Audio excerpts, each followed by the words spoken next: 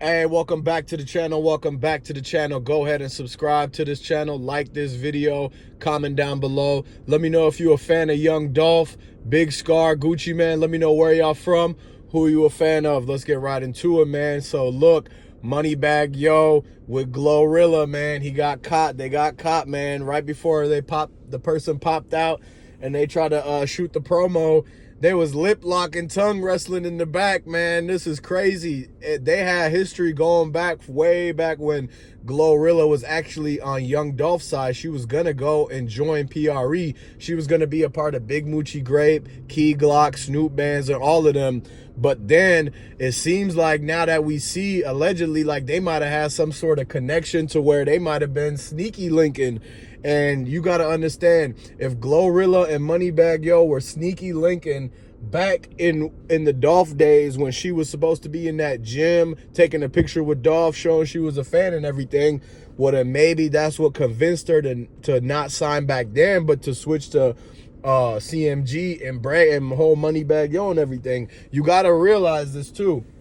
Moneybagg Yo didn't sign her herself. He passed her directly to CMG, directly to Yo Gotti, because he was recruiting, basically. What y'all got to understand is that all of the CMG people, anybody who's popping, whoever the CMG person that's popping at that moment, they're going to get them to recruit anybody and everybody out of Memphis because they do not want them to go to PRE. You got to understand, how many times I got to say this is that CMG was basically hated on Dolph, and that's why they was trying to take Big 30. That's why they was trying to take all of these artists from him.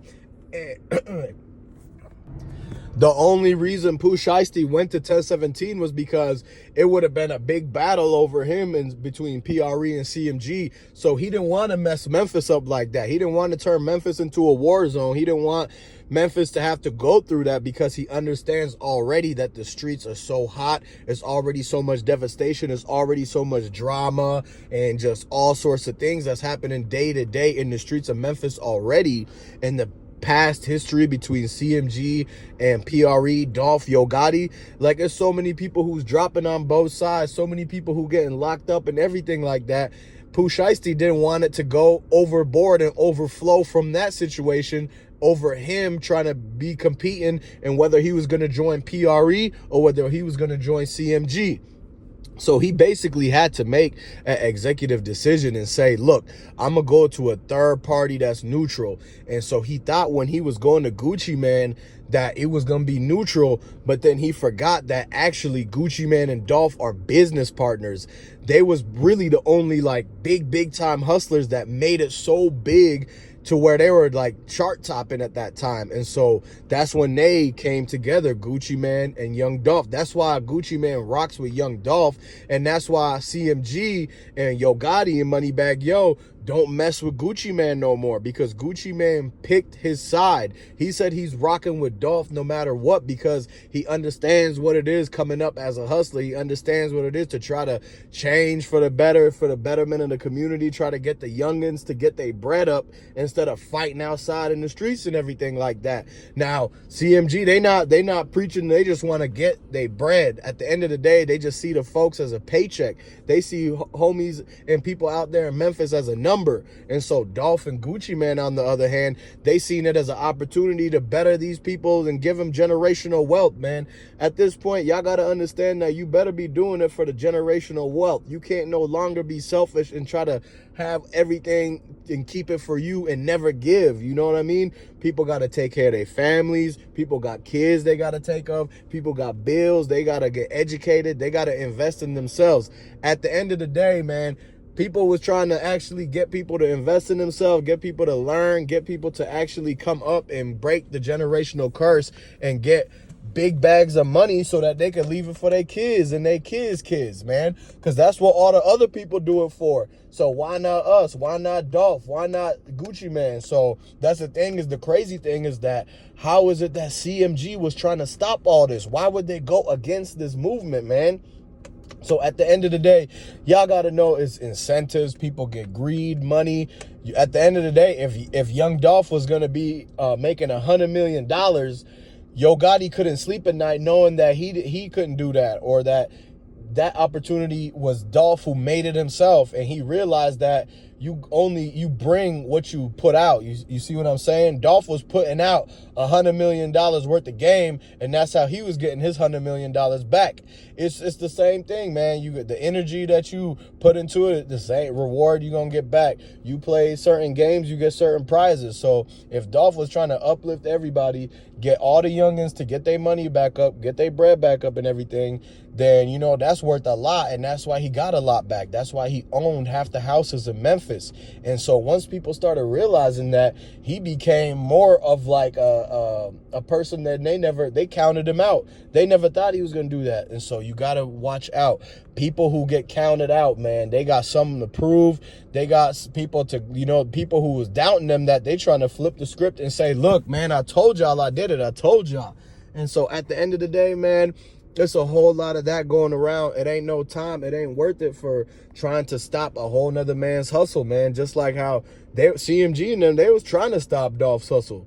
They was trying to stop him. They tried to stop him in Charlotte with the 100 shot. They tried to stop him in LA when he got hit in the arm. And so that's the thing, is that with the top big dog, you can't really stop the big dog's hustle. So it's going to keep going. That's why Dolph and his family and his people still making millions right now.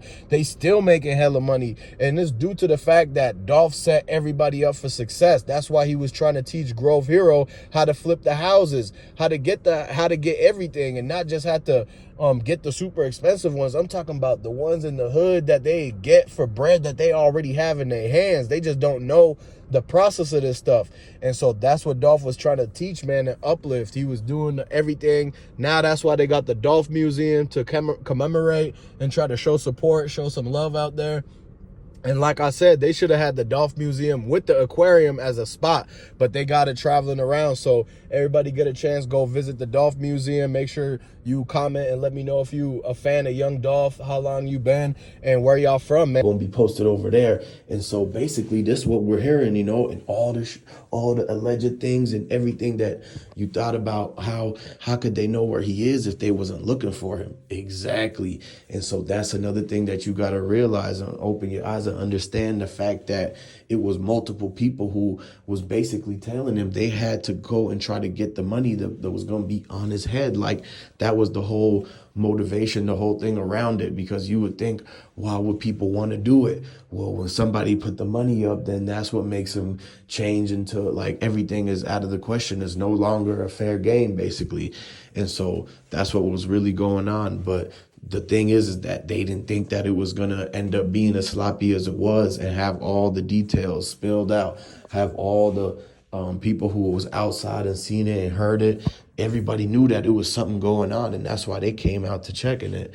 And it's like, we still haven't seen the actual footage of the car pulling up and everything like that. So then again, it goes to show you didn't know if somebody was already following him right into the parking lot.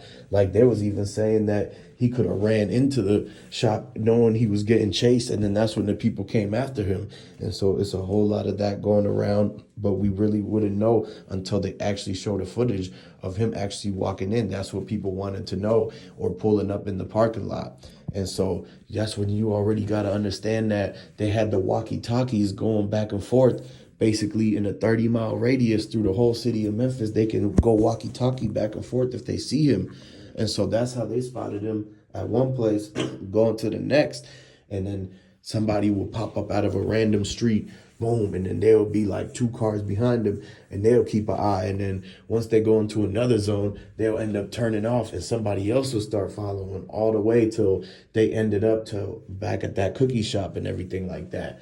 But the thing is too, that it's little flaws, it's little holes in the whole story, because the fan was saying that they ain't even see him for 2 days. So how could he be going and running the errand to get something for somebody if they hadn't even seen him for 2 days? And so that's when you got to think about what happened at the Benihana's in the parking lot. And that's where the Bentley came into question first, because they might have had him in the Bentley at first and then dropped him off to the cookie shop at 5 a.m. or something like that, or overnight, you know, because they was open late. They had, you know, they always got the delivery vans. And basically at the end of the day, y'all got to subscribe to the channel, like this video, and basically watch all the other videos. Just binge watch everything on the channel and stay tuned for the big breaking news that's coming out very soon, because we just got some huge details that's basically gonna flip this entire thing that happened to Dolph and the Dolph case on his head, man. It's gonna be a surprise, so y'all gonna be in for a treat for that. So stay tuned. I'm gonna catch you there.